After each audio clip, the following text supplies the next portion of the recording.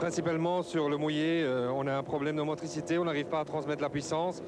Comme on n'est qu'en 2 roues motrices par rapport aux autres qui ont des 4 roues motrices, c'est notre problème. Et on essaye, on a fait déjà des essais, c'est déjà amélioré, mais on va voir. Marc Timmers avoue avoir vu la mort de près à Dinan. Blessé aux côtes, le Liégeois n'était pas sûr de rouler à Jalais. Bon, je suis repassé mercredi chez le médecin qui m'a donné le feu vert pour rouler ici. Je dois dire que tout se passe bien. Je dois dire, on a encore mal quand même un peu malgré tout parce qu'il faut quand même entre plus ou moins 6 semaines. Et bon, aujourd'hui, il y a 4 semaines pour les côtes cassées, mais ça va. Je me sens bien. J'ai été faire des tests ce matin encore avec la voiture de course et je dois dire que tout se passe bien. Des ambitions, normalement il faut une place sur le podium, ça c'est ce qu'on veut absolument. Si on peut refaire le coup de tilt il y a 2 semaines, je serai encore plus content. Les voitures sont toujours au parc fermé et déjà un fait de course. Premier rallye inter pour Dominique Maty et déjà la poisse qui s'abat sur le pilote spadois. On vient de casser le pont, j'ai même pas encore roulé avec l'auto et ici je suis en retard, on prend déjà, avant de démarrer, on est déjà en retard et c'est vraiment dommage. Ces difficultés sur sol mouillé se confirment avec une erreur à la chicane de la Gilep. L'avertissement est sérieux pour Bic Bernie.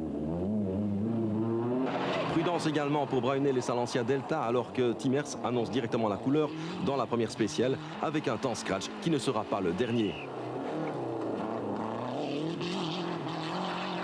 Mais un temps scratch qui est partagé avec Gabi Gudesen et sa Mazda 323. Ainsi donc, le vainqueur du rallye des Hauts-de-Fagne édition 90, c'était sur Ford, se rappelle à notre bon souvenir. Son expérience sur un terrain qu'il connaît lui sera à nouveau d'un précieux secours. Dans la deuxième spéciale à fuir, tout va brusquement basculer pour Dominique Bruyneel. Un bris de rotule va entraîner un blocage des freins. La spéciale sera couverte au ralenti. 1 minute 30 de perdu sur les meilleurs, plus 1,25 sur le routier. Le vainqueur du TAC, c'est déjà à ce moment qu'il a perdu le rallye.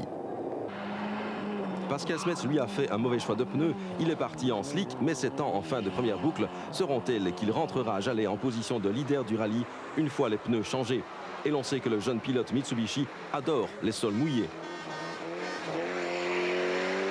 Pour le spadois Dominique Maty, le rêve est devenu réalité. Le petit blond à la godasse de plomb, comme on le surnomme, dispute enfin le championnat inter au volant d'une BMW M3 ex-ProDrive de chez DeVos, comme les Lancia de Timmers et Bruyneel. Elle a perdu plus d'1 minute dans l'avant-dernière spéciale du vendredi au passage d'un gué.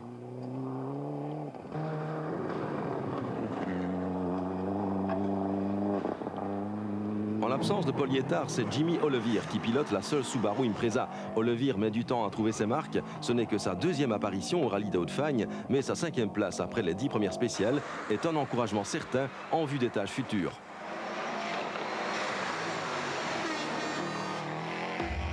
Gudesen 4e, cela va de mieux en mieux pour le Flandrien.